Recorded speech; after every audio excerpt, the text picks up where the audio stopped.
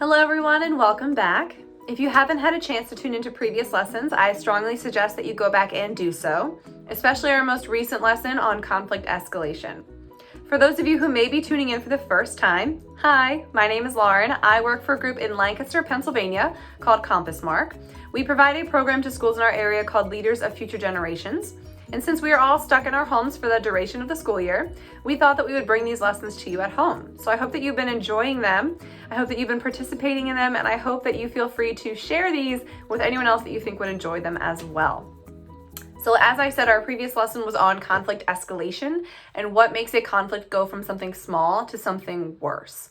Today, we will be exploring techniques to de-escalate a conflict or to bring it back down. Our quote today comes from the 40th President of the United States, Ronald Reagan, and Reagan said, "Peace is not the absence of conflict. It is our ability to handle conflict by peaceful means."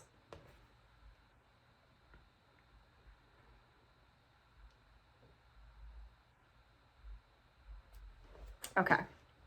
Now, I'm sure all of us can relate to having been in an argument or a fight at some point that got so out of control you couldn't even remember what started the conflict.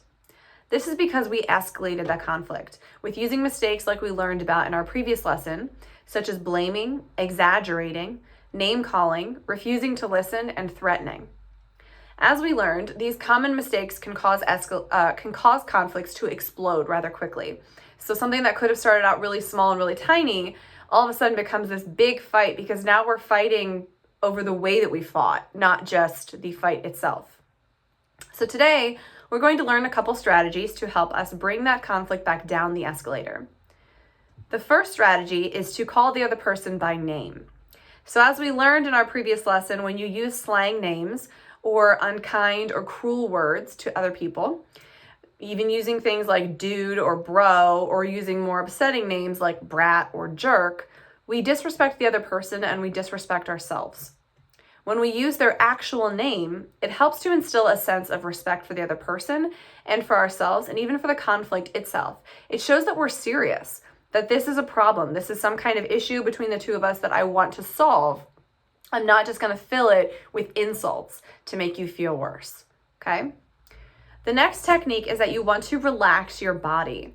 As we learned in our emotions lesson, we have certain body signals. These body signals try to tell us that we're feeling something really intense and we need to solve it. So instead of ignoring those signals, like your heart beating really fast or your face turning red or your fist clenching, we want to focus on them and relax them because our body and our minds are completely connected. When we feel really tense in our bodies, it makes our minds feel really tense. So if your fists are clenched up or your shoulders start to rise or you start to frown in your face, okay, then there's a lot of tension in your body. And in a conflict, this could either make the other person feel like you're going to hit them because you look intimidating and you look, physically aggressive, or it could just make your emotions intensify because you're also feeling the impact from your body. So a couple quick techniques is you could, shake out your hands, get them to stop clenching. You could roll your shoulders a couple times, taking a couple deep breaths, ways to calm your body back down and make you relaxed. When your body looks relaxed, it shows that you are serious about the conflict, but you're not here to fight. You're not here to just intimidate them into agreeing with you. The next technique is that you want to use a calm voice. I love this one. As we discussed in the escalation lesson, sometimes when we argue or fight, we find ourselves in a screaming match, now competing for volume on top of the conflict that we were already arguing over. So instead of letting that happen, calm yourself down and bring your voice back down to normal. You would be surprised how often the other person will bring their voice back down too, because they'll start to feel really strange continuing to yell at you when you're just down here being calm and normal. Okay? When you're working through a conflict, you want to identify what the problem is. So the next thing that you want to do is you want to identify the problem without blaming. We talked about how detrimental blaming is to a conflict. When we get blamed for something, we feel like we want to fight back immediately, like we have to get really defensive. Because nobody likes to be called out for something, especially when that something is incorrect and didn't actually happen. So when you get blamed for something, you want to respond back with aggression. So instead of blaming, the other person and putting it all on them. We simply identify what the actual problem is. So actually laying out, what are we fighting over? What are we arguing over? And not putting blame on you or the other person. So for example, instead of saying something like, you took the book I need, which is very blaming, okay? You could say something like, the problem is that we both need the book for our book report. So the problem is that this book is the only book that we both need. How can we solve this? So it's about the two of you. It's not just about the book and this person taking it away from you, okay? So instead of blaming them, we were able to actually identify what the issue was and try to solve it together. Finally, using words that include both of you. Okay, so this conflict, as we know the definition of, is a problem with at least two sides to it. It's not just about me, it's not just about you. We're both being affected by this. So instead of using words like I am mad at you because you did this, or I need that book, or you stole the book that I need, or you're being mean, blah, blah, blah. We want to use words like we, us, our, and together. When we use these plural words that include both of us, it shows that this is a problem that we are both experiencing. We both need to solve it. We both need to work together. We are both being affected by it, rather than making it just about you or just about them. So to review those techniques, you want to be able to call the other person by name, relax your body, use a calm voice, identify what the problem is without blaming them, and use plural words that show that you're both in this together.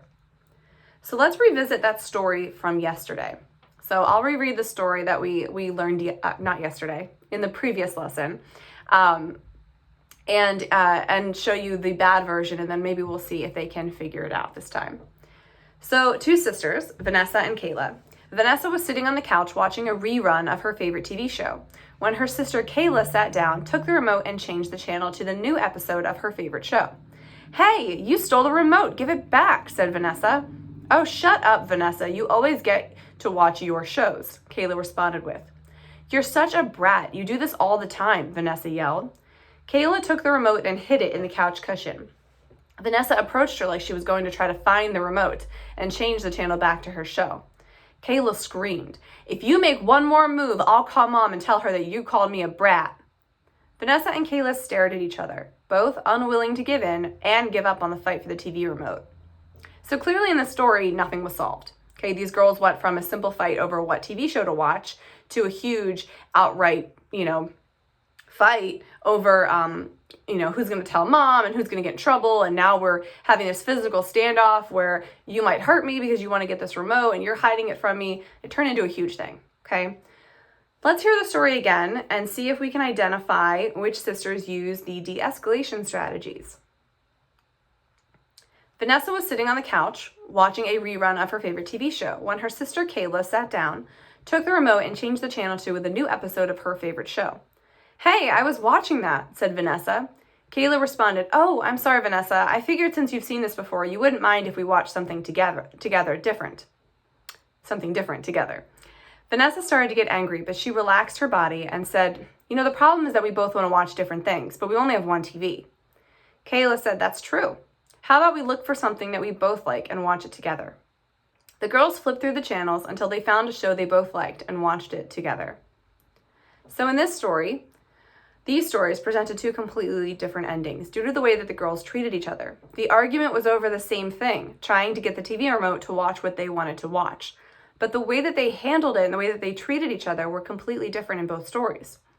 When we find ourselves in arguments, disagreements, or even fights, we have to be aware of the behaviors that we're bringing to the conflict as well, things beyond what we're actually fighting about, and how they could be impacting it. So even if you find yourself in a very heated fight with others, you can still bring it back down. Try to use these techniques. Keep your body relaxed. Use their name when you're talking to them. Identify what the issue is, but don't blame them. And use a calm voice and use words that include both of you, rather than only including yourself. As a leader, you may find yourself in conflicts with others, whether that's something between you and someone else, or you're witnessing a conflict between two other people. Keeping a level head and remaining mature and respectful is going to be able to show that you're a really respectful leader and that you care about the other people who are in the conflict with you. Conflict doesn't have to be a bad thing at all. Sometimes we even learn more when we're in a conflict, or we grow from the conflict, or our relationships can even be strengthened sometimes from having conflicts. It's how we handle them, how we come out of them, how we treat the other person in the conflict and treat ourselves in the conflict that makes all the difference. Practicing these techniques will help you handle conflicts in a very professional way and show the other person, that person you're conflicting with, that you still respect them even though you're currently conflicting with them. So let's take a look back at our quote today by Ronald Reagan. Reagan said, "Peace is not the absence of a conflict. It is our ability to handle conflict by peaceful means."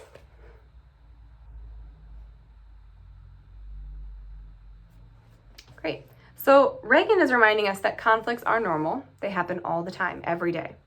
Peace does not mean that we don't have them. It doesn't mean that we live a life without conflict, because that's not really possible. It means that when a conflict does happen, we handle it in a peaceful way, and that's how we find peace within ourselves and with other people. So here's a couple of discussion questions for you for today. Number 1, how does conflict play a role in your daily life?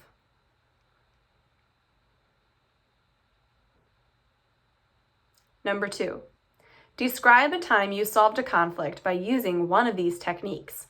So I know you just learned them, but you've probably done them before and you just don't even realize it. So try to think back on a time when you may have actually used one of these techniques when you were in a fight or an argument with someone.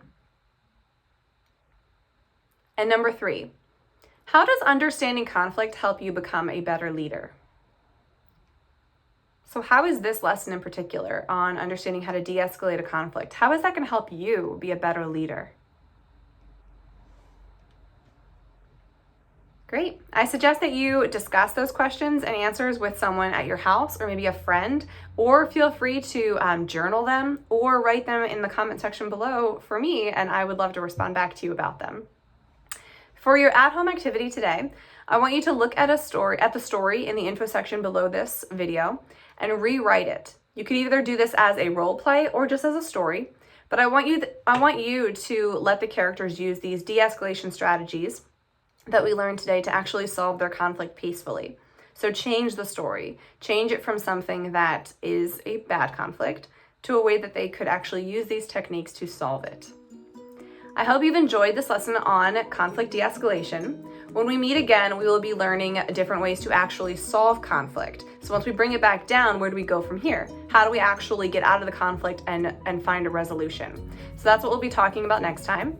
I hope that you all are well and safe, and I look forward to seeing you again next time.